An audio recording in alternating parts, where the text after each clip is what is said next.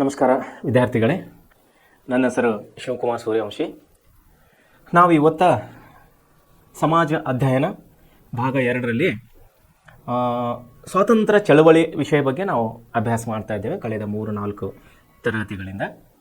ಇದರಲ್ಲಿ ವಿಶೇಷವಾಗಿ ನಾವು ಮಂದಗಾಮಿಗಳು, ಸ್ವಾತಂತ್ರ್ಯ ಚಳವಳಿಗಳಲ್ಲಿ ಮಂದಗಾಮಿಗಳು, ತೀವ್ರಗಾಮಿಗಳು, ಕ್ರಾಂತಿವಾದಿಗಳು, ಹೀಗೆ ಮೂವರ ಬಗ್ಗೆ ನಾವು ಈ ಮೂವರು ಅಂದರೆ ಯಾರು, ಮಂದಗಾಮಿಗಳು, ತೀವ್ರಗಾಮಿಗಳು ಮತ್ತು ಕ್ರಾಂತಿಕಾರಿಗಳು ಯಾವ ರೀತಿ ಸ್ವಾತಂತ್ರ್ಯ ಹೋರಾಟಕ್ಕೆ ತಮ್ಮ ಒಂದು ದೇಣಿಗೆಯನ್ನು ಕೊಡ್ತಾ ಇದ್ದಾರೆ, ತಮ್ಮ ಒಂದು ಅನುಭವವನ್ನು ಯಾವ ರೀತಿ ಇವರು ಚಳವಳಿಗೆ ಕೊಡ್ತಾ ಇದ್ದಾರೆ ಅನ್ನೋದ್ರ ಬಗ್ಗೆ ನಾವು ನಿನ್ನೆ ಮೊನ್ನೆವರೆಗೆ ಓದಿದ್ದೇವೆ. ಸೊ ವಿದ್ಯಾರ್ಥಿಗಳೇ, ನಿನ್ನೆ ನಾವು ವಿಶೇಷವಾಗಿ ಗಾಂಧಿ ಯುಗದ ಬಗ್ಗೆ ಮಾತಾಡ್ತಾ ಇದ್ದೇವೆ. 2 ದಿವಸದಿಂದ ಗಾಂಧಿ ಯುಗದ ಬಗ್ಗೆ ನಾವು ಅಭ್ಯಾಸ ಮಾಡಿದ್ದೇವೆ. ವಿಶೇಷವಾಗಿ ನಿನ್ನ ಖಿಲಾಫತ್ ಚಳವಳಿ ವಿಷಯ ಕೂಡ ನಾವು ಅಭ್ಯಾಸ ಮಾಡಿದ್ದೇವೆ. ಇವೆಲ್ಲ ಸ್ವತಂತ್ರ ಹೋರಾಟದ ಘಟ್ಟಗಳು ಅಂಥೇಳಿ ನಾವು ಕರಿತೀವಿ. ಮಂದಗಾಮಿಗಳು, ತೀವ್ರಗಾಮಿಗಳು, ಕ್ರಾಂತಿಕಾರಿಗಳು, ಗಾಂಧಿ ಯುಗ, ಆಮೇಲೆ ಖಿಲಾಫತ್ ಚಳವಳಿ, ಜಲಿಯಾನ್ ವಾಲಾಬಾಗ್ ಹತ್ಯಾಕಾಂಡ, ಇವೆಲ್ಲ ಏನಂದ್ರೆ ಸ್ವಾತಂತ್ರ್ಯ ಚಳವಳಿಯ ಒಂದು ಹಂತಗಳಂತೇಳಿ ನಾವು ಕಾಲಘಟ್ಟಗಳಂತ ಕರೆಯೋರಾಗಿದೆ. ಮೊದಲನೇದಾಗಿ ಮಂದಗಾಮಿಗಳೇನು ಯುಗ ಇತ್ತು ಅದು 1885ರಿಂದ 1905ರವರೆಗೆ, ಅಂದರೆ 20 ವರ್ಷಗಳ ಕಾಲ ಭಾರತೀಯ ರಾಷ್ಟ್ರೀಯ ಕಾಂಗ್ರೆಸ್ ಅನ್ನು ಪ್ರಾರಂಭವಾಗಿದ್ದನೆಂದರೆ 20 ವರ್ಷಗಳ ಕಾಲ ಏನು ಹೋರಾಟವನ್ನು ನಡೆದಿತ್ತು ದೇಶದಲ್ಲಿ ಸ್ವಾತಂತ್ರ್ಯಕ್ಕಾಗಿ, ಅದನ್ನು ನಾವು ಮಂದಗಾಮಿಗಳ ಯುಗ ಅಂತೇಳಿ ಕರೆದಿದ್ದೀವಿ. ಆಮೇಲೆ 1905ರಿಂದ 15 ವರ್ಷಗಳ ಕಾಲ ಏನು ಸ್ವಾತಂತ್ರ್ಯ ಹೋರಾಟಕ್ಕಾಗಿ ಏನು ನಮ್ಮ ಹೋರಾಟ ಚಳವಳಿಗಳು ಮಾಡ್ತಾ ಇದ್ರು ಅದನ್ನು ನಾವು ತೀವ್ರಗಾಮಿಗಳು ಅಂತೇಳಿ ಕರೆದಿದ್ದೀವಿ. ಆಮೇಲೆ ಗಾಂಧಿ ಯುಗ ಅಂತೇಳಿ ನಾವು ವಿಶೇಷವಾಗಿ 19ರಿಂದ 24ರವರೆಗೆ ನಾವು 24 ವರ್ಷಗಳ ಕಾಲ ನಾವು ಗಾಂಧಿ ಯುಗ ಅಂತೇಳಿ ನಾವು ಕರೆದಿದ್ದೀವಿ. ಜಲಿಯಾನ್ ವಾಲಾಬಾಗ್ ಹತ್ಯಾಕಾಂಡ ಕೂಡ ನಾವು ಪಂಜಾಬ್ನ ಪ್ರಾಂತದಲ್ಲಿರುವಂಥ ಜಲಿಯಾನ್ ವಾಲಾಬಾಗ್ ಪ್ರದೇಶದಲ್ಲಿ ನಡೆಯುವಂತಹ ಜನರಲ್ ಡಯರ್ನ ಒಂದು ಕುತಂತ್ರದಿಂದ ಅಲ್ಲಿ ಸುಮಾರು 400 ಜನರು ಹತರಾದರು ಅನ್ನುವಂಥ ವಿಷಯವನ್ನು ನಾವು ಜಲಿಯಾನ್ ವಾಲಾಬಾಗ್ ಹತ್ಯಾಕಾಂಡದಲ್ಲಿ ಓದಿದ್ದೇವೆ. ಅದೇ ರೀತಿ ಅದೇ ಜನರಲ್ ಡಯರ್ನನ್ನು ಬ್ರಿಟನ್ ದೇಶದಲ್ಲಿ ಮಂಗಲ್ ಪಾಂಡೆ ಅನ್ನೋನು ನಿನ್ನೆ ಇದರಲ್ಲಿ ಸಾಯಿಸಿದ್ದಾನೆ. ಮಂಗಲ್ ಪಾಂಡೆ ಇಲ್ಲ, ಅವನ ಹೆಸರು ಬಂದು ಉಧಮ್ ಸಿಂಗ್ ಅನ್ನೋನು ಎಲ್ಲಿ ಇಂಗ್ಲೆಂಡ್ ದೇಶಕ್ಕೆ ಹೋಗಿ ಅವನನ್ನು ಹುಡುಕಿ ಜನರಲ್ ಡಯರ್ನನ್ನು ಸಾಯಿಸ್ತಾನೆ. ಉಧಮ್ ಸಿಂಗ್ ಅನು, ಕ್ರಾಂತಿಕಾರಿ ಉಧಮ್ ಸಿಂಗ್ ಅನು. ಸೊ ಇವೆಲ್ಲ ವಿಷಯಗಳು ನಾವು ನಿನ್ನೆ ಓದಿದ್ದೀವಿ. ಖಿಲಾಫತ್ ಚಳವಳಿಗಳ ಬಗ್ಗೆ ಮಾತಾಡಬೇಕಾದ್ರೆ ಟರ್ಕಿಯಲ್ಲಿ ಮುಸಲ್ಮಾನರ ಮೇಲೆ ಬ್ರಿಟಿಷರ ದಬ್ಬಾಳಿಕೆಯನ್ನು ಖಂಡಿಸಿ ಆ ಚಳವಳಿ ನಮ್ಮ ದೇಶದಲ್ಲಿ ಕೂಡ ಮುಸ್ಲಿಮರು ಪ್ರತ್ಯೇಕವಾಗಿ ಬ್ರಿಟಿಷರ ವಿರುದ್ಧವಾಗಿ ಮಾಡಿದಂಥ ಒಂದು ಚಳವಳಿಯಾಗಿತ್ತು. ಅದಕ್ಕೆ ಗಾಂಧೀಜಿಯವರು ಬೆಂಬಲವನ್ನು ಕೊಟ್ಟಿದ್ದರು.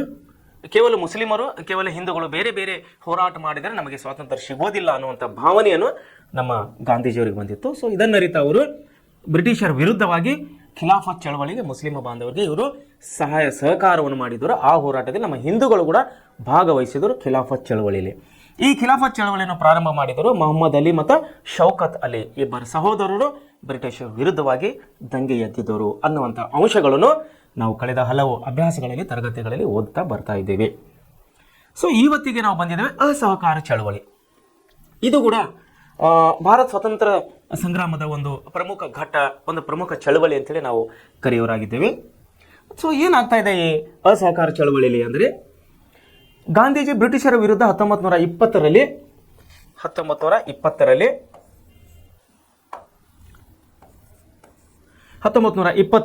ಅಸಹಕಾರ ಚಳವಳಿಗೆ ಕರೆ ಇತ್ತರು.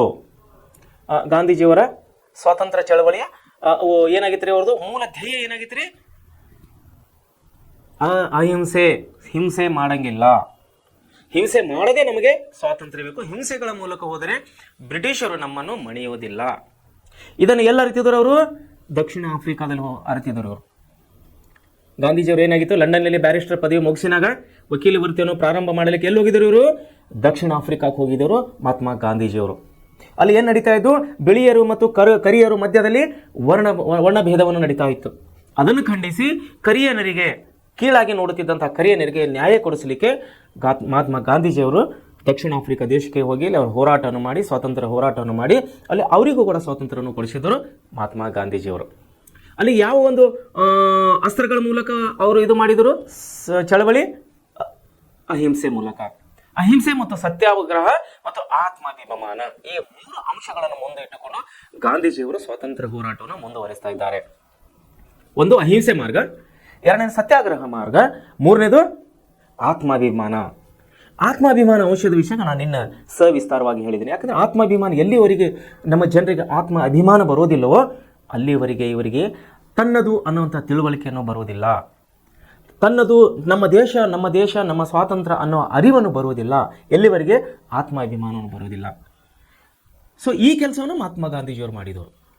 ಒಂದು ಅಹಿಂಸೆ ಮೂಲಕ, ಎರಡನೇ ಸತ್ಯಾಗ್ರಹ ಮೂಲಕ, ಮೂರನೇದು ಆತ್ಮಾಭಿಮಾನದ ಮೂಲಕ ಈ 3 ಅಸ್ತ್ರಗಳನ್ನು ಬ್ರಿಟಿಷರ ವಿರುದ್ಧವಾಗಿ ಗಾಂಧೀಜಿಯವರು ಹೋರಾಟಕ್ಕೆ ಕರೆ ಕೊಟ್ಟಿದ್ದರು. ಅಂಥದೇ ಒಂದು ಕರೆಯನ್ನು ನಾವು ಇಲ್ಲಿ ನಮ್ಮ ಭಾರತ ದೇಶದಲ್ಲಿ ಸ್ವಾತಂತ್ರ್ಯ ಚಳವಳಿ ನೋಡ್ತಾ ಇದ್ದೇವೆ. 1920ರಲ್ಲಿ ಅಸಹಕಾರ ಚಳವಳಿಯ ನಡೀತಿತ್ತಲ್ಲ, ಅಸಹಕಾರ ಚಳವಳಿ ಯಾರ ನೇತೃತ್ವದಲ್ಲಿ ನಡೀತಿದ್ದೋ? ಗಾಂಧೀಜಿಯವರ ನೇತೃತ್ವದಲ್ಲಿ ನಡೀತಿತ್ತು. ನೋಡಿ, ಅವರ ಕರೆಯನ್ನು ಬೆಂಬಲಿಸಿ ಶಾಲಾ ಕಾಲೇಜುಗಳು ವಿದ್ಯಾರ್ಥಿಗಳು ಬಹಿಷ್ಕರಿಸಿದರು. ಗಾಂಧೀಜಿಯವರ ಕರೆಯನ್ನು ಅಂದರೆ ಅವರ ಒಂದು ಕರೆಗೆ ಹೋಗೊಟ್ಟು ಎಲ್ಲ ಶಾಲಾ ಕಾಲೇಜುಗಳು ಎಲ್ಲ ವಿದ್ಯಾರ್ಥಿಗಳು ಕ್ಲಾಸಸನ್ನು ಬಿಟ್ಟು ಶಾಲಾ ಮಕ್ಕಳು ಕೂಡ ಸ್ವಾತಂತ್ರ್ಯ ಹೋರಾಟಕ್ಕೆ ಧುಮುಕಿದರು. ವಕೀಲರು ನ್ಯಾಯಾಲಯಗಳನ್ನು ಬಹಿಷ್ಕರಿಸಿದರು. ನೋಡ್ರಿ, ವಕೀಲ ವೃತ್ತಿ ಮಾಡುವಂಥ ಎಲ್ಲ ಲಾಯರ್ಸ್ಗಳು ಏನು ಮಾಡಿದರು? ಕೋರ್ಟ್ ಕಲಾಪವನ್ನು ಬಿಟ್ಟು, ಕೋರ್ಟಿನ ಕೆಲಸಗಳನ್ನು ಅಲ್ಲಿ ವಾದ ವಿವಾದಗಳನ್ನೆಲ್ಲ ಬಿಟ್ಟು ಅವರು ಕೂಡ ರೋಡಿಗೆ ಬಂದು, ಬೀದಿಗೆ ಬಂದು ಬ್ರಿಟಿಷರ ವಿರುದ್ಧವಾಗಿ ಹೋರಾಟದಲ್ಲಿ ಧುಮುಕ್ತಾ ಇದ್ದಾರೆ ನ್ಯಾಯವಾದಿಗಳು. ಭಾರತೀಯ ಗಣ್ಯರು ಬ್ರಿಟಿಷರು ನೀಡಿದ ಪುರಸ್ಕಾರಗಳನ್ನು ಹಿಂದಿರುಗಿಸಿದರು. ರವೀಂದ್ರನಾಥ್ ಟ್ಯಾಗೋರ್ ಅವರು ನೋಡಿದಿರಲ್ಲ, ಜಲಿಯನ್ ವಾಲ್ಬಾಗ್ ಹತ್ಯಾಕಾಂಡವನ್ನು ವಿರೋಧಿಸಿ, ರೌಲಟ್ ಕಾಯ್ದೆಯನ್ನು ವಿರೋಧಿಸಿ ಏನು ಮಾಡಿದರು ಅವರು? ಅವರಿಗೆ ಕೊಟ್ಟಂಥ ಬಿರುದು ಯಾವುದು? ನೈಟ್ಹುಡ್ ಪ್ರಶಸ್ತಿಯನ್ನು ತೆಗೆದುಕೊಂಡಂಥ ರವೀಂದ್ರನಾಥ್ ಟ್ಯಾಗೋರ್ ಅವರು ಆ ಪ್ರಶಸ್ತಿಯನ್ನು ನನಗೆ ಬೇಡ ಅಂಥೇಳಿ ರೌಲಟ್ ಕಾಯ್ದೆಯನ್ನು ವಿರೋಧಿಸಿ ಸರ್ಕಾರಕ್ಕೆ ವಾಪಸ್ಸನ್ನು ಕೊಡ್ತಾ ಇದ್ದಾರೆ ರವೀಂದ್ರನಾಥ್ ಟ್ಯಾಗೋರ್ ಅವರು. ಹೀಗೆ ಅನೇಕ ಕೇವಲ ರವೀಂದ್ರನಾಥ್ ಠಾಗೂರ್ ಒಬ್ಬರೇ ಅಲ್ಲ, ಅನೇಕ ಮಹನೀಯರು ತೆಗೆದುಕೊಂಡಂಥ ಎಲ್ಲ ಪುರಸ್ಕಾರಗಳನ್ನು ಸರ್ಕಾರಕ್ಕೆ ಹಿಂತಿರುಗಿ ಕೊಡ್ತಾ ಇದ್ದಾರೆ. ಮುಂದೇನಾಗ್ತಾ, ಈ ಚಳವಳಿಯನ್ನು ಬೆಂಬಲಿಸಿ ಮೋತಿಲಾಲ್ ನೆಹರು ಅವರು, ಯಾರ್ಯಾರು ಮೋತಿಲಾಲ್ ನೆಹರು ಅವರು? ಪಂಡಿತ್ ಜವಾಹರ್ಲಾಲ್ ನೆಹರು ಅವರ ತಂದೆಯವರು. ಮೋತಿಲಾಲ್ ನೆಹರು ಯಾರ್ರಿ? ಪಂಡಿತ್ ಜವಾಹರ್ಲಾಲ್ ನೆಹರು ಅವರ, ನಮ್ಮ ದೇಶದ ಪ್ರಥಮ ಪ್ರಧಾನಮಂತ್ರಿ ಆದಂಥ ಪಂಡಿತ್ ಜವಾಹರ್ಲಾಲ್ ನೆಹರು ಅವರ ತಂದೆಯಾದಂಥ ಮೋತಿಲಾಲ್ ನೆಹರು ಅವರು ಏನು ಮಾಡ್ತಾ ಇದ್ದಾರೆ? ಈ ಸ್ವತಂತ್ರ ಚಳವಳಿಗೆ ಬೆಂಬಲವನ್ನು ಕೊಡ್ತಾ ಇದ್ದಾರೆ, ಬೆಂಬಲಿಸ್ತಾ ಇದ್ದಾರೆ. ಅವರ ಜೊತೆಯಲ್ಲಿ CR ದಾಸ್ ತಮ್ಮನ್ನು ವಕೀಲಿ ವೃತ್ತಿಯನ್ನು ತ್ಯಜಿಸಿದರು. ಈ ಅವಧಿಯಲ್ಲಿ ಬ್ರಿಟನ್ ರಾಜ್ಕುಮಾರ್ನ ಭಾರತದ ಭೇಟಿಯನ್ನು ವಿರೋಧಿಸಲಾಯಿತು. ರಾಜ್ಕುಮಾರ್ನ ಭೇಟಿಯ ವಿರುದ್ಧವಾಗಿ ದೇಶಾದ್ಯಂತ ಹರತಾಳಗಳು ಅಂದರೆ ಹೋರಾಟಗಳು, ಹರತಾಳಗಳು ಅಂದರೆ ಸ್ಟ್ರೈಕ್ ಅಥವಾ ಪ್ರತಿಭಟನೆ ಅಂತೇಳಿ ನಾವು ಕರಿತೀವಿ. ಹರತಾಳ ಅಂದರೆ ಏನ್ರಿ? ಪ್ರತಿಭಟನೆಗಳು. ಇಡೀ ದೇಶಾದ್ಯಂತ ಪ್ರತಿಭಟನೆಗಳು ನಡೀತಾ ಇದ್ದವು. ಯಾರ್ಯಾರು ಸ್ವತಂತ್ರ ಹೋರಾಟಕ್ಕೆ ಬೆಂಬಲವನ್ನು ಕೊಟ್ಟಿದ್ದಾರೆ? ಮೋತಿಲಾಲ್ ನೆಹರು ಅವರು, CR ದಾಸ್ ಅವರು ತಮ್ಮ ವಕೀಲ ವೃತ್ತಿಯನ್ನು ತ್ಯಜಿಸಿ ಅವರು ಇನ್ನೂ ಅನೇಕ ಮಹನೀಯರ ಜೊತೆಯಲ್ಲಿ ಬ್ರಿಟಿಷ್ ರಾಜನಾದಂಥ ಭಾರತಕ್ಕೆ ಬರಬೇಕಾಗಿದ್ದಂಥ ಬ್ರಿಟಿಷ್ ರಾಜನ ಭೇಟಿಯನ್ನು ವಿರೋಧಿಸಿ ಇವರೆಲ್ಲರೂ ಹರತಾಳಗಳನ್ನು ಅಂದರೆ ಪ್ರತಿಭಟನೆಗಳೇ ಇಳಿತಾ ಇದ್ದಾರೆ ನಮ್ಮ ಭಾರತೀಯ ಸ್ವಾತಂತ್ರ್ಯ ಹೋರಾಟಗಾರರು. ಅಸಹಕಾರ ಚಳವಳಿ ಸ್ವರೂಪವನ್ನು ಮನಗಂಡ ಬ್ರಿಟಿಷ್ ಸರ್ಕಾರದಲ್ಲಿ ನೋಡ್ರಿ, ಅಸಹಕಾರ ಚಳವಳಿಯ ಸ್ವರೂಪ ಅಂದ್ರೆ ಏನಾಗಿತ್ತು ರೀ? ತೀವ್ರ ರೂಪದಲ್ಲಿ ಹೋರಾಟವನ್ನು ಮುಂದುವರಿತಾ ಬಂತದ್ದು. ಇಡೀ ದೇಶ 4 ಮೂಲೆಗಳಲ್ಲಿ, ಪೂರ್ವ, ಪಶ್ಚಿಮ, ಉತ್ತರ, ದಕ್ಷಿಣ 4 ಮೂಲೆಗಳಲ್ಲಿ ಸಾರ್ವಜನಿಕರು ಭಾಗವಹಿಸಿ ಹೋರಾಟವನ್ನು ಯಶಸ್ವಿ ಮಾಡ್ತಾ ಇದ್ದರು, ಸ್ವಾತಂತ್ರ್ಯ ಹೋರಾಟ. ಇದನ್ನರಿತ ಬ್ರಿಟಿಷರು ಏನು ಮಾಡ್ತಾ ಇದ್ದರು? ಅವರಿಗೆ ನಡುಕು ಹೋಗ್ತಾ ಇದೆ. ಬ್ರಿಟಿಷ್ ಸರ್ಕಾರದಲ್ಲಿ ಆತಂಕದ ವಾತಾವರಣ ಸೃಷ್ಟಿಯಾಗ್ತಾ ಇದೆ. ಆತಂಕ ಅಂದ್ರೆ ಏನ್ರಿ? ಗಾಬರಿ ಆಗ್ತಾ ಇದೆ ಅವರಿಗೆ. ಯಾರಿಗೆ? ಬ್ರಿಟಿಷರಿಗೆ. ಅವ್ರಿಗೆ ಗೊತ್ತಾಗ್ತದೆ, ಏನು ಈ ರೀತಿ ಇಡೀ ದೇಶ ತುಂಬ ಪ್ರತಿಭಟನೆ ಆಗ್ತಾ ಇದೆಯಲ್ಲ, ಇಡೀ ದೇಶವನ್ನೇ ನಮ್ಮನ್ನು ವಿರೋಧ ಮಾಡ್ತಾ ಇದೆಯಲ್ಲ ಅನ್ನೋಂಥ ಅಂಶವನ್ನು ಬ್ರಿಟಿಷರಿಗೆ ಚೆನ್ನಾಗಿ ಅರಿವಾಯಿತು. ಕೇವಲ ಅರಿವು ಅಷ್ಟೇ ಆಗಿಲ್ಲ, ಅವರಿಗೆ ಭಯ ಕೂಡ ಹುಡ್ತಾ ಇದೆ, ಆತಂಕ ವಾತಾವರಣ ಉಂಟಾಯಿತು. ಇಂತಹ ಸಂದರ್ಭದಲ್ಲಿ ಉತ್ತರ ಪ್ರದೇಶದ ಚೌರಿ ಚೌರ್ ನೋಡ್ರಿ, ಉತ್ತರ ಪ್ರದೇಶದ ಚೌರಿ ಚೌರ್ ಎಂಬಲ್ಲಿ ಸಾವಿರಾರು ಸ್ವಾತಂತ್ರ್ಯ ಯೋಧರು ಚಳುವಳಿಗೆ ಧುಮುಕಿದರು. ಎಲ್ಲಿರಿ? ಉತ್ತರ ಪ್ರದೇಶದಲ್ಲಿ.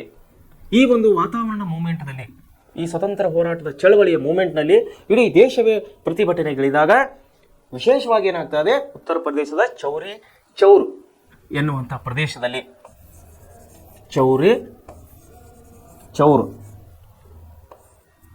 ಚೌರಿ ಚೌರ್ ಅನ್ನುವಂಥ ಪ್ರದೇಶದಲ್ಲಿ ಏನಾಗಿದೆ, ಸಾವಿರಾರು ಸ್ವತಂತ್ರ ಯೋಧರು ಚಳವಳಿಗೆ ಧುಮುಕ್ತಾ ಇದ್ದಾರೆ. ಇಲ್ಲಿ 1922ರಲ್ಲಿ ಶಾಂತಿಯುತವಾಗಿ ಚಳವಳಿ ನಡೆಸುತ್ತಿದ್ದ ಅಸಹಕಾರ ಚಳವಳಿಗೆ ಯಾವಾಗ ಕರೆ ಕೊಟ್ಟಿದ್ದರು ಗಾಂಧೀಜಿಯವರು? 1920ರಲ್ಲಿ ಅಸಹಕಾರ ಚಳವಳಿ ಕರೆ ಕೊಟ್ಟಾಗ ಇಡೀ ದೇಶವ್ಯಾಪ್ತಿ ಅವರ ಬೆನ್ನಿಗೆ ನಿಂತಿತ್ತು. ಇಡೀ ದೇಶವೇ ಅವರ ಚಳವಳಿಯಲ್ಲಿ ಧುಮುಕಿ ಮಹಾತ್ಮ ಗಾಂಧೀಜಿಯವರ ಬೆನ್ನಿಗೆ ನಿಂತಿತ್ತು. ಇಂತಹ ಒಂದು ಸಂದರ್ಭದಲ್ಲಿ ಶಾಂತಿಯುತವಾಗಿ ಚಳವಳಿ ನಡೆಸುತ್ತಿದ್ದ ಚಳವಳಿಗಾರರ ಮೇಲೆ ಪೊಲೀಸರು ಹಲ್ಲೆ ಮಾಡ್ತಾ ಇದ್ದರು. ಇದರಿಂದ ರೊಚ್ಚಿಗೆದ ಜನರು ಠಾಣೆಗೆ ನುಗ್ಗಲೆತ್ನಿಸಿದಾಗ ನೋಡಿ, ಶಾಂತಿಯುತವಾಗಿ ಪ್ರತಿಭಟನೆ ಮಾಡುತ್ತಿದ್ದಾಗ ಪೊಲೀಸರು ಏನು ಮಾಡ್ತಾ ಇದ್ದರು? ಬ್ರಿಟಿಷ್ ಪೊಲೀಸರು ಹೋರಾಟಗಾರರ ಮೇಲೆ ಹಲ್ಲೆಗೆ ಬರ್ತಾ ಇದ್ದರು. ಹೋರಾಟವನ್ನು ಹತ್ತಿಕ್ಕೋದೇ ಅವರ ಉದ್ದೇಶವಾಗಿತ್ತು. ಬ್ರಿಟಿಷ್ ಆಡಳಿತದ ಉದ್ದೇಶ ಏನಾಗಿತ್ತು ರೀ? ಹೋರಾಟವನ್ನು ಹತ್ತಿಕ್ಕುವುದು, ಹೋರಾಟದಲ್ಲಿ ಭಾಗವಹಿಸುವವರನ್ನು ಬಂಧಿಸುವುದು, ಅವರ ಮೇಲೆ ದೇಶದ್ರೋಹ ಆರೋಪವನ್ನು ಹೊರಿಸುವುದು. ಕೆಲವೊಬ್ಬರಿಗೆ ಜೀವಾವಧಿ ಶಿಕ್ಷೆಯನ್ನು ಕೊಟ್ಟರೆ ಕೆಲವೊಬ್ಬನಿಗೆ ಮರಣದಂಡನೆ ಶಿಕ್ಷೆಯನ್ನು ಕೊಡ್ತಾ ಇದ್ದರು. ಇದನ್ನೇ ನಾವು ಕಳೆದ ಎಲ್ಲ ಅಭ್ಯಾಸಗಳಲ್ಲಿ ನೋಡ್ತಾ ಬರ್ತಾ ಇದ್ದೀವಿ. ಸೊ ಇಲ್ಲಿ ಕೂಡ ಅದೇ ನಡೀತದೆ. 1922ರಲ್ಲಿ ಅಸಹಕಾರ ಚಳವಳಿಯಲ್ಲಿ ಭಾಗವಹಿಸಿದಂಥ ಎಲ್ಲ ಚಳವಳಿಗಾರರ ಮೇಲೆ ಪೊಲೀಸರು ಹಲ್ಲೆಯನ್ನು ಮಾಡಲಿಕ್ಕೆ ಇಲ್ಲಿ ಪ್ರಯತ್ನ ಮಾಡ್ತಾ ಇದ್ದಾರೆ. ಸೊ ಇದರಿಂದ ರೊಚ್ಚಿಗೆದ ಜನರು ಏನು ಮಾಡ್ತಾ ಇದ್ದಾರೆ? ಹೋರಾಟದಲ್ಲಿ ಭಾಗವಹಿಸಿದಂಥ ಎಲ್ಲ ಜನರು ಏನು ಮಾಡ್ತಾ ಇದ್ದಾರೆ? ಪೊಲೀಸ್ ಠಾಣೆಗೆ ನುಗ್ಗುತ್ತಾ ಇದ್ದಾರೆ. ಪೊಲೀಸ್ ಠಾಣೆಗೆ ನುಗ್ಗಿ ಪೊಲೀಸರು ಗೋಲಿಬಾರ್ ನಡೆಸ್ತಾ ಇದ್ದಾರೆ ಪ್ರತಿಭಟನಾಕಾರರ ಮೇಲೆ. ಪೊಲೀಸರ ಬಳಿ ಇದ್ದ ಶಸ್ತ್ರಾಸ್ತ್ರಗಳು ಖಾಲಿಯಾದ ಕಾರಣದಿಂದ ಮುಂದೇನಾಯ್ತು ರೀ? ಪೊಲೀಸರು ಠಾಣೆಯೊಳಗೆ ಓಡಿದರು. ಪೊಲೀಸರು ಏನು ಮಾಡ್ತಾ ಇದ್ದಾರೆ? ಅವ್ರ ಬಳಿ ಇದ್ದಂಥ ಗುಂಡುಗಳನ್ನು ಹಾರಿಸಿದರು. ಗುಂಡುಗಳು ಖಾಲಿ ಆದವು. ಆದರೆ ಹೋರಾಟಗಾರರು ಮಾತ್ರ ಹೆದರಲಿಲ್ಲ. ಅವರ ಬಂದೂಕಿನ ಗೋಲಿಗಳಿಗೆ ಹೆದರಲಿಲ್ಲ. ಪೊಲೀಸರ ಹತ್ತಿರ ಗುಂಡುಗಳನ್ನು ಖಾಲಿ ಆದಾಗ ಪೊಲೀಸರು ಏನು ಮಾಡ್ತಾರೆ? ಪೊಲೀಸ್ ಠಾಣೆಯೊಳಗೆ ನುಗ್ಗುತ್ತಾ ಇದ್ದಾರೆ. ಕುಪಿತರಾದಂತಹ ಚಳವಳಿಗಾರರು ಏನು ಮಾಡ್ತಾರೆ? ಪೊಲೀಸ್ ಠಾಣೆಗೆ ಬೆಂಕಿ ಹಚ್ಚಿದರು. ಇದರಿಂದ 22 ಜನ ಪೊಲೀಸರು ಸಜೀವ ದಹನರಾಗ್ತಾ ಇದ್ದಾರೆ. ಕುಪಿತರಾದ ಚಳವಳಿಗಾರರು ಯಾರು? ಹೋರಾಟಗಾರರು, ಅಸಹಕಾರ ಚಳವಳಿಯಲ್ಲಿ ಭಾಗವಹಿಸ್ತಾ ಇದ್ದಾರೆ. ಚಳವಳಿಗಾರರು ಕೋಪಗೊಂಡು ಏನು ಮಾಡ್ತಾ ಇದ್ದಾರೆ? ಪೊಲೀಸ್ ಠಾಣೆಗೆ ಅವರು ಬೆಂಕಿಯನ್ನು ಹಚ್ತಾ ಇದ್ದಾರೆ. ಪೊಲೀಸ್ ಸ್ಟೇಷನ್ಗೆ ಪೂರ ಬೆಂಕಿ ಹಚ್ಚಿಡ್ತಾ ಇದ್ದಾರೆ ಅವರು. ಈ ಒಂದು ಪೊಲೀಸ್ ಸ್ಟೇಷನ್ ದಹಿಸಿದಾಗ ಅಲ್ಲಿದ್ದಂಥ 22 ಕೆಲಸದ ಸೇವಾ ನಿರತರಾದಂಥ ಪೊಲೀಸರು 22 ಪೊಲೀಸರು ಇಲ್ಲಿ ಸಜೀವ ದಹನರಾಗ್ತಾ ಇದ್ದಾರೆ. ಸಜೀವನ ಅಂದ್ರೆ ಜೀವನ ಇರುವಾಗೆ ಸುಟ್ಟು ಹೋಗ್ತಾ ಇದ್ದಾರೆ, ಜೀವಂತವಾಗಿ ಸುಟ್ಟು ಹೋಗ್ತಾ ಇದ್ದಾರೆ. ಈ ಘಟನೆಯನ್ನು ಇತಿಹಾಸದಲ್ಲಿ ಚೌರಿ ಚೌರ್ ಘಟನೆ ಎಂದು ಕರೆಯುತ್ತಾರೆ. ನೋಡ್ರಿ, ಈ ಘಟನೆ ಏನಾಗಿದ್ರೆ ಇತಿಹಾಸದಲ್ಲಿ ಚೌರಿ ಚೌರ ಘಟನೆ ಅಂತ ಹೇಳಿ ಕರೀತಾ ಇದ್ದಾರೆ. ಈ ಘಟನೆಯನ್ನು ಗಾಂಧೀಜಿಯವರು ಖಿನ್ನರಾಗಿಸಿತ್ತು. ನೋಡ್ರಿ, ಈ ಘಟನೆ ಏನಾಗಿತ್ತು ರೀ? ಗಾಂಧೀಜಿಯವರಿಗೆ ಖಿನ್ನರನ್ನಾಗಿಸಿತ್ತು. ಖಿನ್ನರ ಅಂದ್ರೆ ಅವ್ರಿಗೆ ದುಃಖದ ಆಗಿತ್ತು. ಅವ್ರಿಗೆ ಏನು, ನಾವು ಇಷ್ಟು ಶಾಂತಿಯುತ ಹೋರಾಟ ಮಾಡಿದ್ರು ಕೂಡ, ಇಷ್ಟು ಅಸಹಕಾರದಿಂದ ಮಾಡ್ತಾ ಇದ್ರು, ಇಷ್ಟು ಅಹಿಂಸೆಯಿಂದ ಕೂಡ ನಾವು ಚಳವಳಿ ಮಾಡ್ತಾ ಇದ್ರು, ಪೊಲೀಸರು ನಮ್ಮನ್ನು ಚಳವಳಿ ಮಾಡಕ್ಕೆ ಬಿಡ್ತಾ ಇಲ್ಲ, ನಮ್ಮ ಹೋರಾಟ, ನಮ್ಮ ಸ್ವಾತಂತ್ರ್ಯವನ್ನು ನಮಗೆ ಕೊಡ್ತಾ ಇಲ್ಲ ಇವರು. ಇವೆಲ್ಲ ವಿಷಯಗಳನ್ನು ಅರಿತ ಗಾಂಧೀಜಿಯವರಿಗೆ ಅವರು ಅತಿ ದುಃಖರಾಗ್ತಾ ಇದ್ದಾರೆ, ಖಿನ್ನತೆ ಒಳಗಾಗ್ತಾ ಇದ್ದಾರೆ.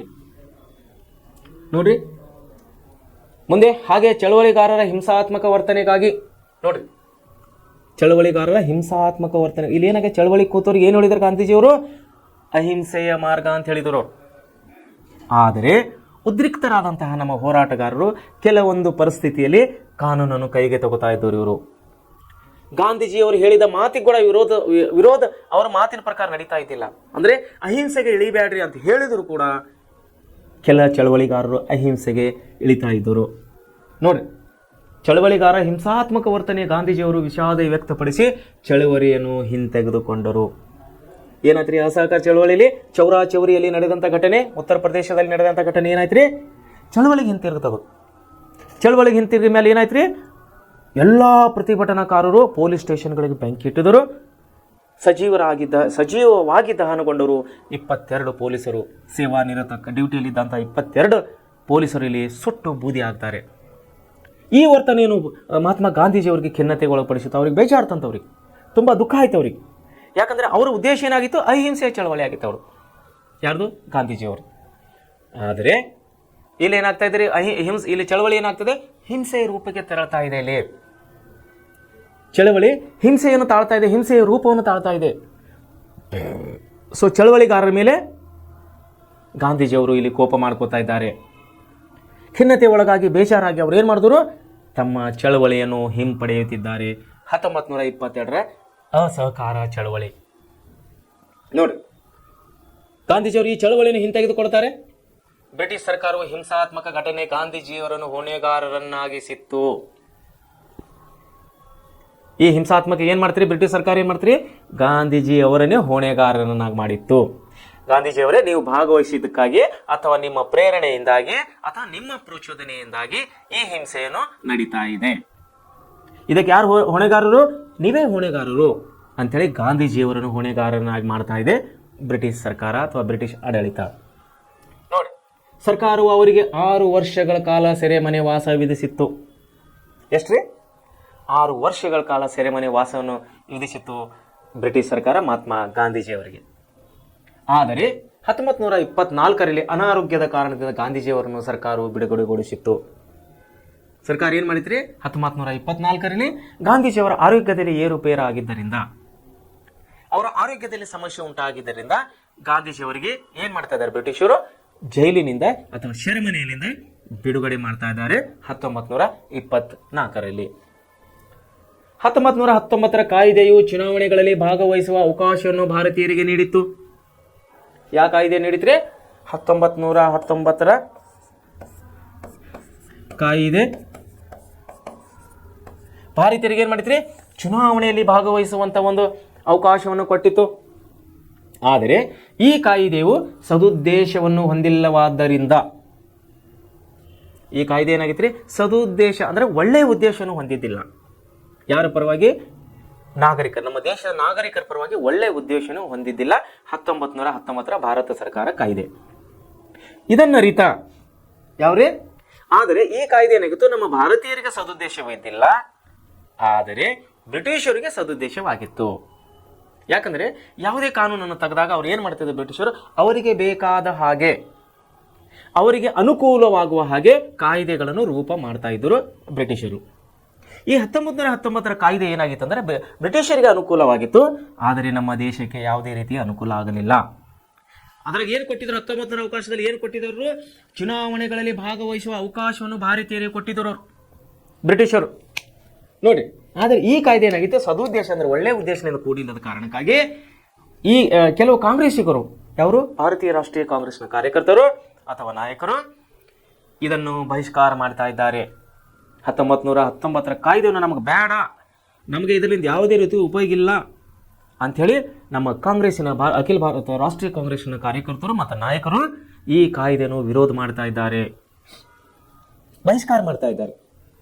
1919ರ ಕಾಯ್ದೆಯಡಿ ಮುಂದೆ ನಡೆಯಲಿರುವ ಚುನಾವಣೆಗಳಲ್ಲಿ ಪಾಲ್ಗೊಳ್ಳುವ ಉದ್ದೇಶದಿಂದ CR ದಾಸ್, ಮೋತಿಲಾಲ್ ನೆಹರು ಮತ್ತು ಇನ್ನಿತರ ಕೆಲವು ಕಾಂಗ್ರೆಸ್ಸಿಗರು ಸ್ವರಾಜ್ಯ ಪಕ್ಷವನ್ನು 1923ರಲ್ಲಿ ಸ್ಥಾಪನೆ ಮಾಡ್ತಾ ಇದ್ದಾರೆ. ನೋಡಿ, 1923ರಲ್ಲಿ ಏನಾಗ್ತಾ ಇದ್ದಾರೆ, ಸ್ವರಾಜ್ಯ ಪಕ್ಷವನ್ನು ಸ್ಥಾಪನೆ ಮಾಡ್ತಾ ಇದ್ದಾರೆ. ಸ್ವರಾಜ್ಯ ಪಕ್ಷ ಯಾರು ಮಾಡ್ತಾ ಇದ್ದಾರೆ, ಇದು ಸ್ವರಾಜ್ಯ ಪಕ್ಷ ಅನ್ನೋದು CR ದಾಸ್ ಮತ್ತು ಮೋತಿಲಾಲ್ ನೆಹರು ಅವರು. CR ದಾಸ್ ಮತ್ತು ಮೋತಿಲಾಲ್ ನೆಹರು ಅವರು. ಮೋತಿಲಾಲ್ ನೆಹರು ಮತ್ತು CR ದಾಸ್ ಅವರು ಏನು ಮಾಡ್ತಾ ಇದ್ದಾರೆ, ಇದು ಸ್ವರಾಜ್ ಪಕ್ಷ ಅಂತೇಳಿ ಒಂದು ಹೊಸ ಪಕ್ಷವನ್ನು ಇವರು ಸ್ಥಾಪನೆ ಮಾಡ್ತಾ ಇದ್ದಾರೆ 1923ರಲ್ಲಿ.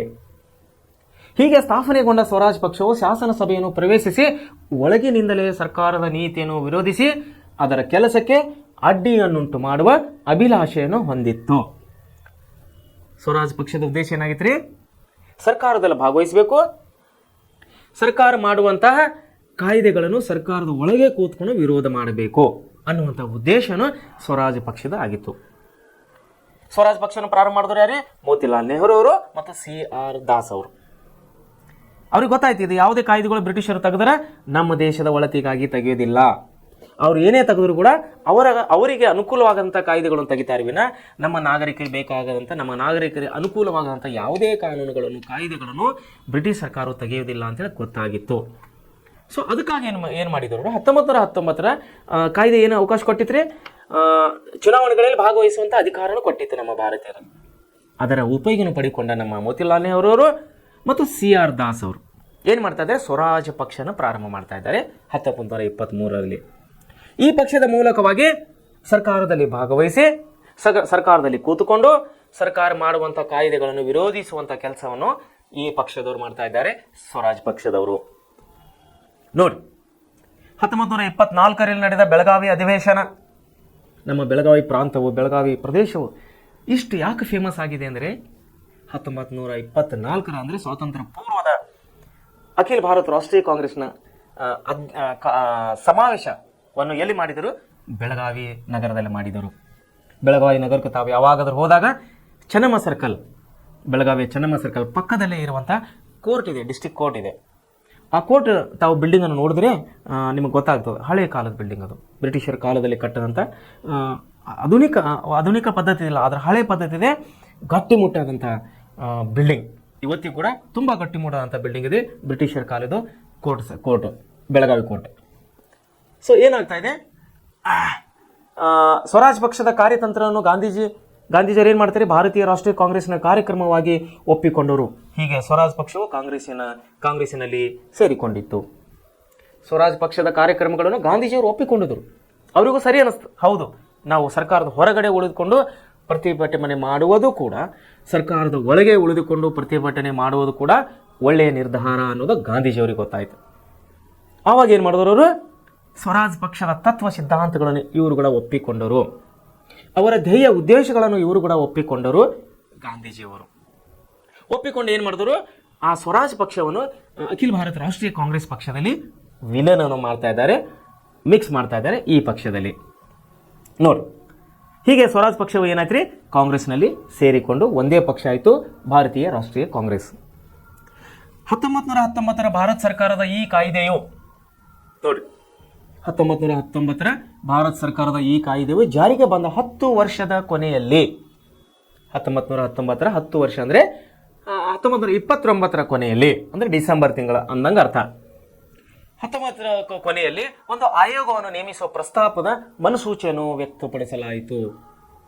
ಅಂದರೆ 1929ರಲ್ಲಿ, ಅಂದರೆ 1919 ಕಾಯ್ದೆಯ 10 ವರ್ಷಗಳ ನಂತರ, ಅಂದರೆ 1929ರಲ್ಲಿ ಏನಾಯ್ತು, ಒಂದು ಕಾಯ್ದೆ ರಚನೆ ಮಾಡೋಣ, ಒಂದು ಆಯೋಗವನ್ನು ರಚನೆ ಮಾಡೋಣ ಭಾರತ ದೇಶಕ್ಕಾಗಿ ಅನ್ನುವಂಥ ಮನಸೂಚನೆಯನ್ನು ಬ್ರಿಟಿಷ್ ಸರ್ಕಾರ ಇಲ್ಲಿ ಕೊಡ್ತಾ ಇದೆ.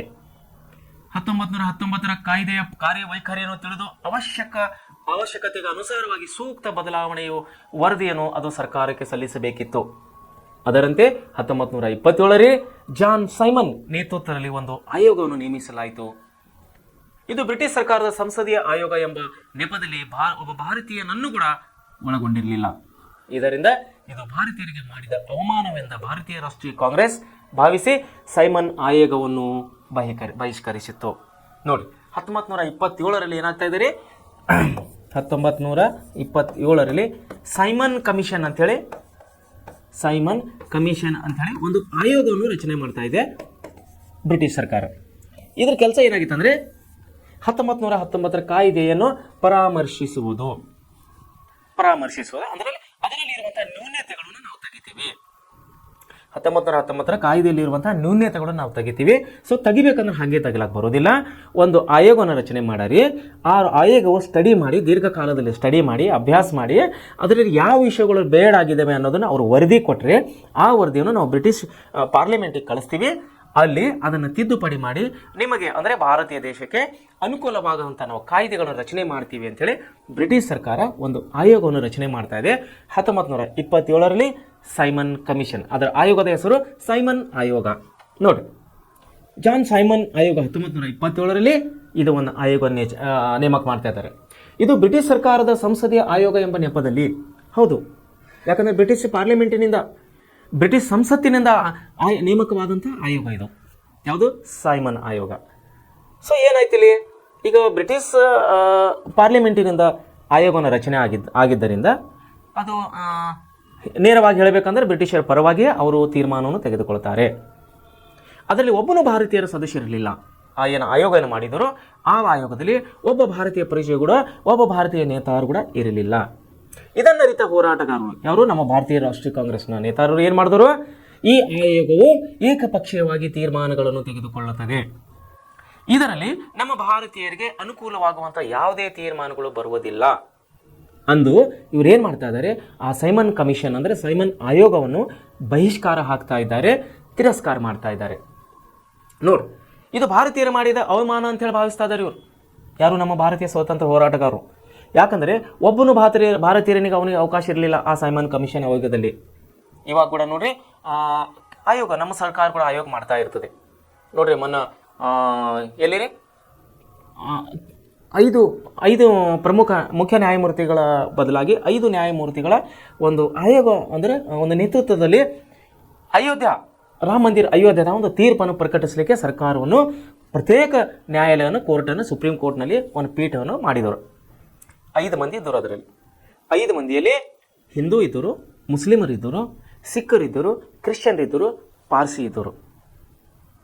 ಇದರಲ್ಲಿ ಮೊನ್ನೆ ಸುಪ್ರೀಂ ಕೋರ್ಟ್ ಏನು ರಾಮ ಮಂದಿರ ಅಯೋಧ್ಯೆ ಬಾಬರಿ ಮಸ್ಜಿದ್ ರಾಮ ಮಂದಿರದೇನು ತೀರ್ಪಾಯ್ತಲ್ಲ, ಆ ತೀರ್ಪಿನಲ್ಲೂ ಕೂಡ ಅದು ಮುಸ್ಲಿಮರ ವಿರುದ್ಧವಾಗಿ ನ್ಯಾಯ ಬಂದರೂ ಕೂಡ ಅದರಲ್ಲಿ ಮುಸ್ಲಿಂ ಜಡ್ಜ್ ಇದ್ದವರು. ಮೊನ್ನೆ 2 ವರ್ಷ ಕೆಳಗೆ ಭಾರತದ ನಮ್ಮ ರಾಮ ಮಂದಿರದೇನು ತೀರ್ಪು ಬಂತ ಅದರಲ್ಲಿ.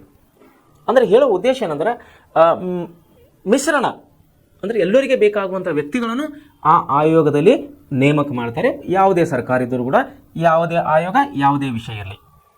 ಆದರೆ ಇಲ್ಲಿ ಬ್ರಿಟಿಷ್ ಸರ್ಕಾರ ಏನು ಮಾಡಿತು, 1919ರ ಕಾಯ್ದೆ ಪರಾಮರ್ಶೆಗಾಗಿ ಏಕಪಕ್ಷೀಯವಾದಂತಹ ಸೈಮನ್ ಕಮಿಷನ್ ನೇಮಕ ಮಾಡಿತು ಬ್ರಿಟಿಷ್ ಸರ್ಕಾರ. ಅದರ ಉದ್ದೇಶ ಆಗಿತ್ತು ಭಾರತೀಯ ಆಡಳಿತದ ಬಗ್ಗೆ ಪರಾಮರ್ಶೆ ಮಾಡುವುದು. ಆದರೆ ಅದರಲ್ಲಿ ಒಬ್ಬನು ನಾಯಕನು ಕೂಡ ಭಾರತೀಯನು ಇರಲಿಲ್ಲ. ಈ ವಿಷಯವು ನಮ್ಮ ನಾಯಕರಿಗೆ ಕೋಪವನ್ನು ತಂದಿತ್ತು, ಬಹಿಷ್ಕಾರವನ್ನು ಮಾಡಿದ್ರು ಇವರು ಆ ಕಾಯ್ದೆಯನ್ನು. ಇವರಿಗೆ ಬೇಜಾರಾಯಿತು, ಏನಪ್ಪ ಇಷ್ಟು ಒಂದು ಆಯೋಗ ಮಾಡಿ ಬ್ರಿಟಿಷ್ ದೇಶದಿಂದ ಭಾರತಕ್ಕೆ ಕಳಿಸ್ತಾ ಇದ್ದಾರೆ, ಆದರೆ ನಮ್ಮ ಪರವಾಗಿ ಮಾತಾಡೋ ಒಬ್ಬರು ಆದರೂ ಬೇಕಲ್ಲ, ನಮ್ಮ ಪರವಾಗಿ ಮಾತಾಡೋ ಒಬ್ಬರು ಆದರೂ ಬೇಕಲ್ಲ, ದೇಶದ ಪರವಾಗಿ ಒಬ್ಬರು ಇದ್ದಿಲ್ಲ. ಸೊ ಅದಕ್ಕಾಗಿ ನಮ್ಮ ನೇತಾರರು, ನಮ್ಮ ನಾಯಕರು, ಭಾರತೀಯ ರಾಷ್ಟ್ರೀಯ ಕಾಂಗ್ರೆಸ್ ಚಳವಳಿಗಾರರು ಸೈಮನ್ ಕಮಿಷನ್ ಆಯೋಗವನ್ನು ತಿರಸ್ಕಾರ ಮಾಡ್ತಾ ಇದ್ದಾರೆ, ಬಹಿಷ್ಕಾರ ಮಾಡ್ತಾ ಇದ್ದಾರೆ. ನೋಡಿ, ಇದು ಭಾರತೀಯರು ಮಾಡಿದ ಅವಮಾನವೆಂದು ಭಾವಿಸಿ ಭಾರತೀಯ ರಾಷ್ಟ್ರೀಯ ಕಾಂಗ್ರೆಸ್ ಅನ್ನು ಭಾವಿಸಿ ಸೈಮನ್ ಆಯೋಗವನ್ನು ಬಹಿಷ್ಕರಿಸಿತು. ಸೈಮನ್ ಆಯೋಗ ಭಾರತಕ್ಕೆ ಬಂದಾಗ ಪ್ರತಿಭಟನೆಗಳು, ಪ್ರದರ್ಶನಗಳು ನಡೆದವು. ಆಯೋಗ ಬಂದಿತ್ತು ಭಾರತಕ್ಕೆ ಬಂದಿತ್ತು ಸೈಮನ್ ಕಮಿಷನ್ ಆಯೋಗ. 1919ರ ಕಾಯ್ದೆಯನ್ನು ಪರಾಮರ್ಶೆ ಮಾಡಲಿಕ್ಕೆ ಬಂದಿತ್ತದು. ಜನರ ಒಂದು ಅಹವಾಲುಗಳನ್ನು, ಜನರ ಒಂದು ಮನವಿಗಳನ್ನು ಸ್ವೀಕಾರ ಮಾಡಲಿಕ್ಕೆ ಬಂದಿತ್ತು. ಆದರೆ ಗದ್ದಲದ ನಡುವೆ, ಹೋರಾಟದ ನಡುವೆ, ಪ್ರತಿಭಟನೆಯ ನಡುವೆ ಸೈಮನ್ ಕಮಿಷನ್ ಏನಾಯ್ತು ರೀ, ಯಾವುದೇ ಒಂದು ತೀರ್ಮಾನಕ್ಕೆ ಬರಲಿಲ್ಲ.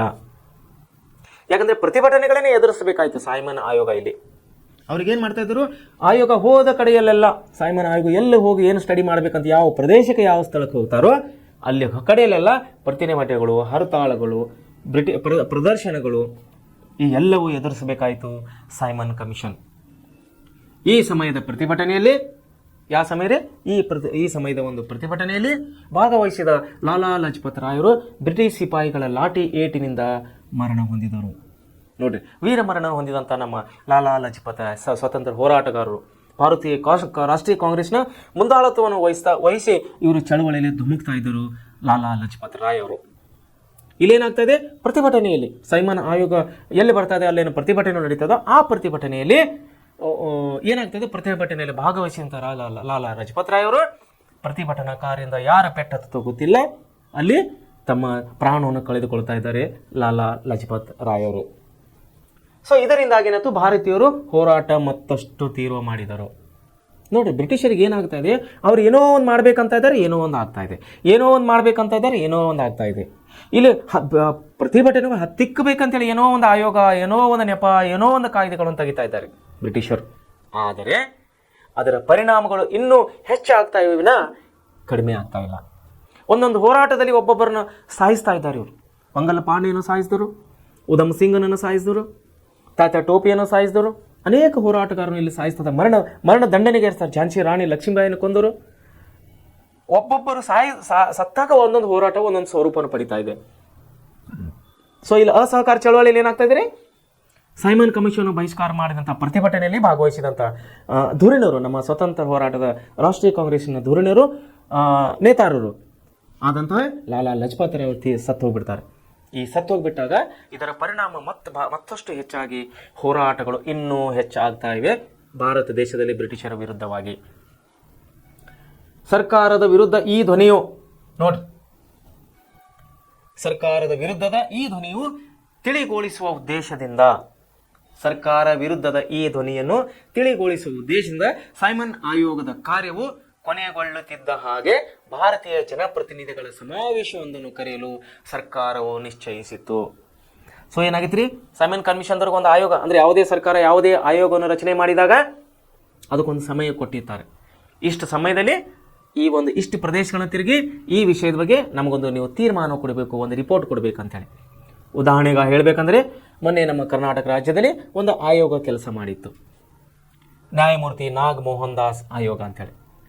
ಎದಕ್ಕಾಗಿ ನೇಮಕ ಮಾಡಿತ್ರಿ ಸರ್ಕಾರ? ಇದಕ್ಕೆ ಒಳ ಮೀಸಲಾತಿ, ಪರಿಶಿಷ್ಟ ಜಾತಿ ಪರಿಶಿಷ್ಟ ಪಂಗಡಗಳ ಪರಿಶಿಷ್ಟ ಜಾತಿಯಲ್ಲಿದ್ದಂತಹ ಒಳ ಮೀಸಲಾತಿಗಾಗಿ ಒಂದು ಆಯೋಗವನ್ನು ರಚನೆ ಮಾಡಿದರು.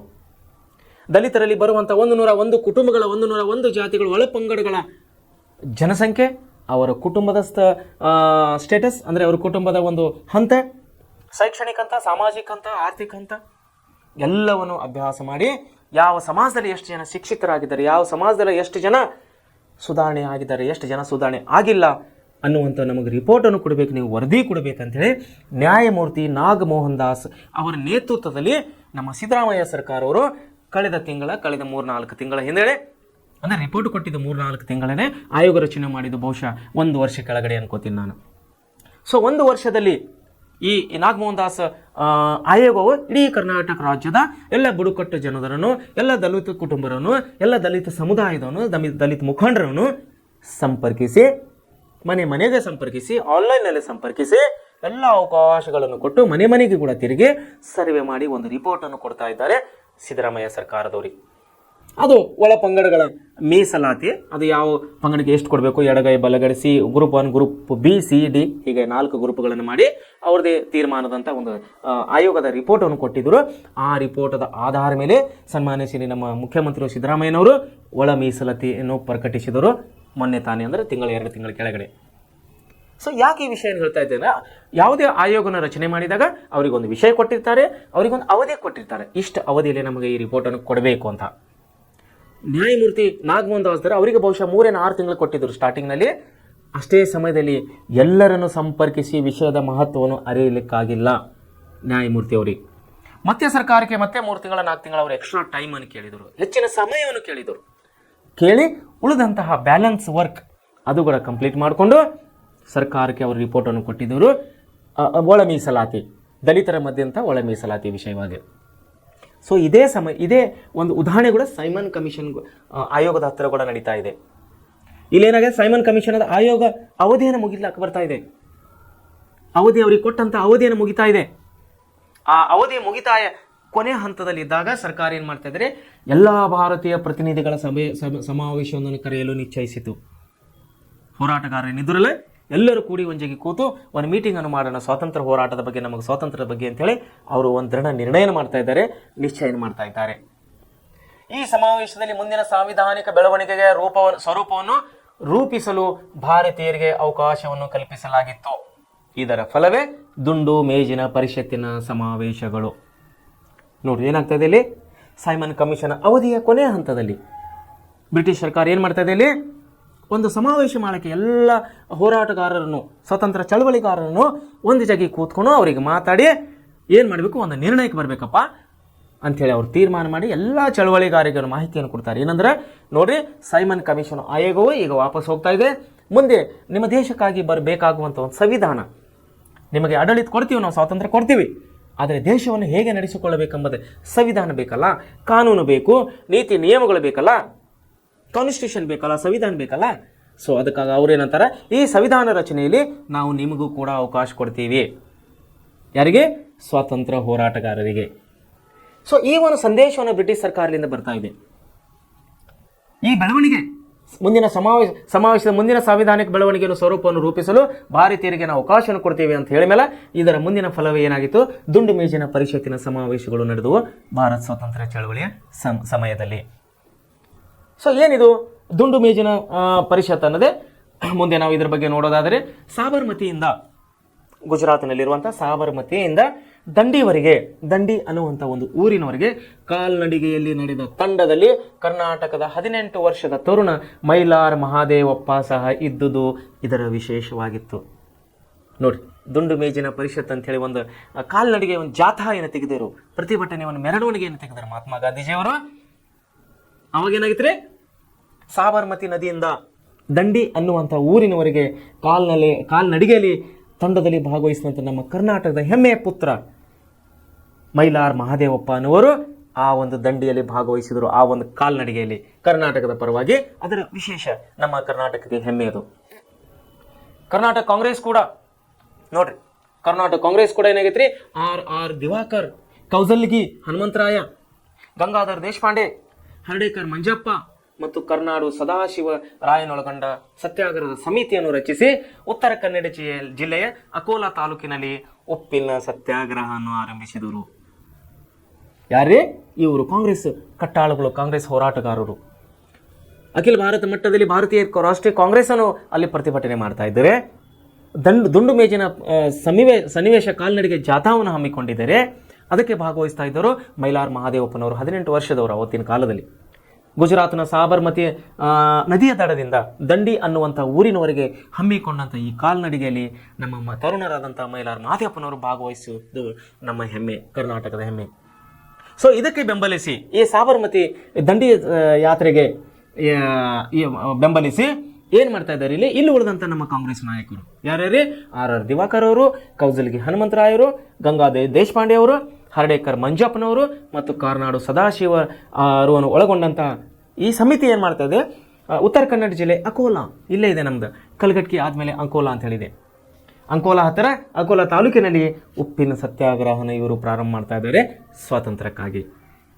ಸೊ ಉತ್ತರ ಭಾರತದಲ್ಲಿ ಆ ರೀತಿ ಪ್ರತಿಭಟನೆ ನಡೀತಾ ಇದ್ದರೆ, ದಕ್ಷಿಣ ಭಾರತದಲ್ಲಿ ಈ ರೀತಿ ಪ್ರತಿಭಟನೆಗಳು ನಡೀತಾ ಇದ್ದಾವೆ. ಇಡೀ ದೇಶದಿಂದ ಎಲ್ಲ ಹೋರಾಟಗಾರರು ದುಂಡು ಮೇಜಿನ ಸಭೆಯಲ್ಲಿ, ದುಂಡು ಮೇಜಿನ ಪರಿಷತ್ತಿನಲ್ಲಿ ಭಾಗವಹಿಸ್ತಾ ಇದ್ದಾರೆ. ಸೊ ಈ ರೀತಿ ಇಡೀ ದೇಶವನ್ನು ವ್ಯಾಪಿಸಿದಂಥ ಪ್ರತಿಭಟನೆಯು ಬ್ರಿಟಿಷರಿಗೆ ನುಂಗಲಾರದಂತಹ ತುತ್ತಾಗಿತ್ತು. ಮುಂದೆ ನೋಡ್ರಿ, ಸವಿನಯ ಕಾನೂನು ಭಂಗ ಚಳವಳಿ. ಸವಿನಯ ಉಪ್ಪಿನ ಸತ್ಯಾಗ್ರಹ ಇಲ್ಲ ಐತೆ ನೋಡ್ರಿ, ಉಪ್ಪಿನ ಸತ್ಯಾಗ್ರಹ ಇಲ್ಲಿ ಕೊಟ್ಟಿದ್ದಾರೆ ನೋಡ್ರಿ, ಇಲ್ಲಿ ದುಂಡು ಮೇಜಿನ ಪರಿಷತ್ ಅಂತ ಹೇಳಿ ಇಲ್ಲಿ ಕೊಟ್ಟಿದ್ದಾರೆ ನೋಡ್ರಿ.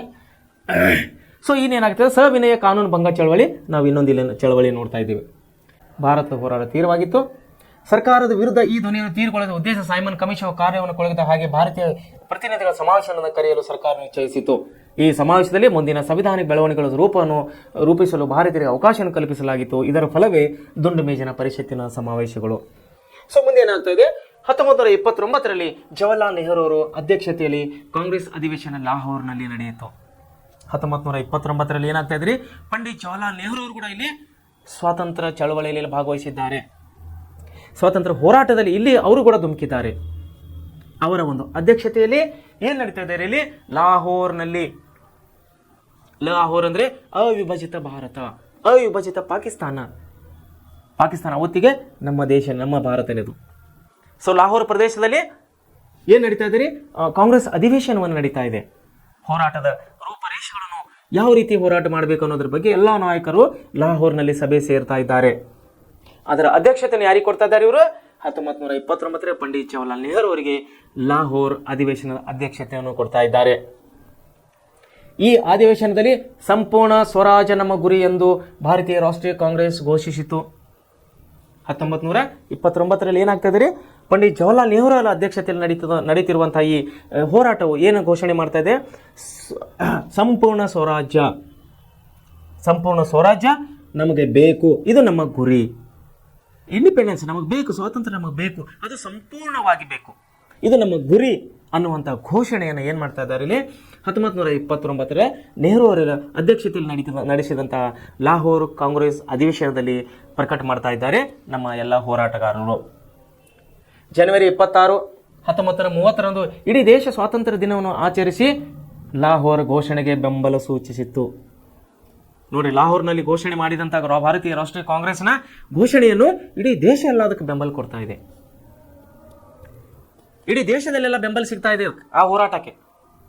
ಆ ಹೋರಾಟವನ್ನು ಬೆಂಬಲಿಸಿ ಅವತ್ತೇ ನಮ್ಮ ಸ್ವಾತಂತ್ರ್ಯ ದಿನ ಅಂತೇಳಿ ಇಡೀ ದೇಶದಲ್ಲಿ ಸಂಭ್ರಮಾಚರಣೆಯನ್ನು ಮಾಡ್ತಾ ಇದ್ದಾರೆ. ಜನವರಿ 26, ಡಿಸೆಂಬರ್ 30ರಂದು ನೋಡಿ, ಇದೇ ದಿನ ಇಡೀ ದೇಶ ಸ್ವಾತಂತ್ರ್ಯ ದಿನವನ್ನು ಆಚರಿಸಿ ಲಾಹೋರ್ ಘೋಷಣೆಗೆ ಬೆಂಬಲವನ್ನು ಸೂಚಿಸಿತು. ಸಂಪೂರ್ಣ ಸ್ವರಾಜ್ಯದ ಗುರಿಯು ಸಾಧನೆಗಾಗಿ ಈ ಅಧಿವೇಶನವು ಬ್ರಿಟಿಷರ ವಿರುದ್ಧ ಹಮ್ಮಿಕೊಳ್ಳಲಾಗುವ ಕಾನೂನು ಭಂಗ ಚಳವಳಿ ಪೂರ್ಣ ಜವಾಬ್ದಾರಿಯನ್ನು ಗಾಂಧೀಜಿಯವರಿಗೆ ಕೊಟ್ಟಿತ್ತು. ಏನಾಗಿತ್ತು ರೀ, ಸಂಪೂರ್ಣ ಸ್ವರಾಜ್ಯ ಅಂತೇಳಿ ನಮಗೇನು ಘೋಷಣೆ ಮಾಡಿದರು ಲಾಹೋರ ಅಧಿವೇಶನದಲ್ಲಿ, ಅದರ ಪಡೆಯುವುದಕ್ಕಾಗಿ ಅದರ ಹಮ್ಮಿಕೊಳ್ಳಲಾಗದಂಥ ಚಳುವಳಿಗೆ ಅದು ಪೂರ್ಣ ಜವಾಬ್ದಾರಿ ಯಾರಿಗೆ ಕೊಟ್ಟಿದ್ದರು? ಮಹಾತ್ಮ ಗಾಂಧೀಜಿಯವರು ಕೊಟ್ಟಿದ್ದರು. ಮುಂದೆ ನೋಡ್ರಿ ಏನಾಯಿತು, ಸಾಬರ್ಮತಿಯಿಂದ ದಂಡಿಯವರೆಗೆ ಕಾಲ್ನಡಿಗೆ ಹೋದರು. ಅಲ್ಲಿ ದೊಡ್ಡ ಒಂದು ಪ್ರತಿಭಟನೆ, ದುಂಡು ಮೇಜಿನ ಪರಿಷತ್ತಿನ ಒಂದು ಪ್ರತಿಭಟನೆಯನ್ನು ಕೈಗೊಳ್ತಾ ಇದ್ದಾರೆ. ಮುಂದೆ ನೋಡ್ರಿ ಕಾನೂನು ಭಂಗ ಚಳವಳಿ, ಇನ್ನೊಂದು ಚಳವಳಿ ಬರ್ತಾ ಇದೆ, ಕಾನೂನು ಭಂಗ ಚಳವಳಿ, ಸವಿನಯ ಕಾನೂನು ಭಂಗ ಚಳವಳಿ. ಅದ್ರ ಹೆಸರು ಹೆಂಗಾಯ್ತು ನೋಡ್ರಿ, ಸವಿನಯ ಕಾನೂನು ಭಂಗ ಚಳವಳಿ. ಕಾನೂನು ಭಂಗ ಚಳವಳಿಯ ನೇತೃತ್ವ ವಹಿಸಿಕೊಂಡಿದ್ದ ಗಾಂಧೀಜಿಯವರು ವೈಸ್ರಾಯ್ ಇರ್ವಿನ್ ಮುಂದೆ ಉಪ್ಪಿನ ಮೇಲಿನ ತೆರಿಗೆ ಪದ್ಧತಿಯನ್ನು ಸೇರಿದಂತೆ 11 ಬೇಡಿಕೆಗಳನ್ನು ಸಲ್ಲಿಸ್ತಾ ಇದ್ದಾರೆ. ನೋಡಿ ಇಲ್ಲಿ ಏನ್ ಹೇಳ್ತಾ ಇದ್ದಾರೆ, ಉಪ್ಪಿನ ಸತ್ಯಾಗ್ರಹ. ವೈಸ್ರಾಯ್ ಯಾರದರಲ್ಲಿ? ಇರ್ವಿನ್.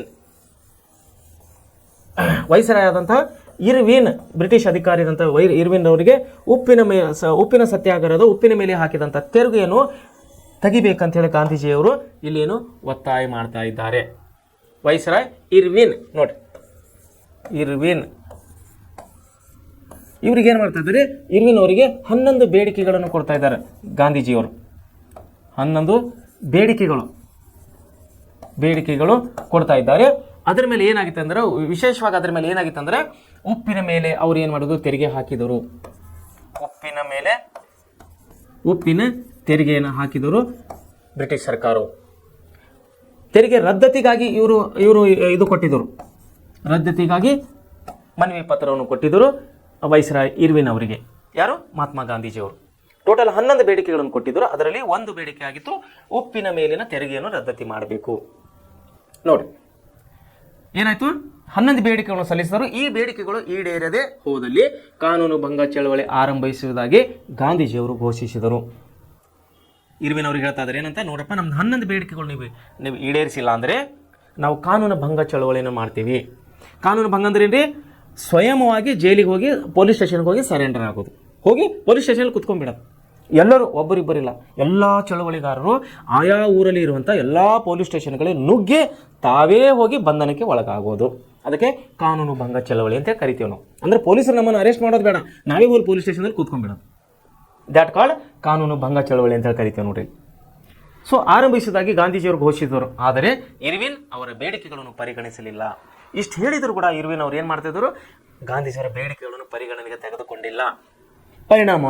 ಇದರ ಪರಿಣಾಮವಾಗಿ ಗಾಂಧೀಜಿಯವರು 1930ರಲ್ಲಿ ಸಾಬರ್ಮತಿ ಆಶ್ರಮದಿಂದ ಸೂರತ್ ಸಮೀಪದ ಸಮುದ್ರ ತೀರದ ದಂಡಿವರೆಗೆ ತಮ್ಮ ಅನುಯಾಯಿಗಳೊಂದಿಗೆ ಕಾಲ್ನಡಿಗೆಯಲ್ಲಿ ಹೊರಟು ದಂಡಿಯ ಕಡಲ ತೀರದಲ್ಲಿ ತಾವೇ ಉಪ್ಪು ತಯಾರಿಸಿ ಕಾನೂನು ಭಂಗ ಚಳವಳಿಯನ್ನು ಪ್ರಾರಂಭಿಸಿದರು. ಈ ಘಟನೆಯನ್ನು ಇತಿಹಾಸದಲ್ಲಿ ದಂಡಿ ಸತ್ಯಾಗ್ರಹ ಅಂತೇಳಿ ಕರೆಯಲಾಯಿತು. ಏನಾಗಿತ್ತು ಇದಕ್ಕೆ?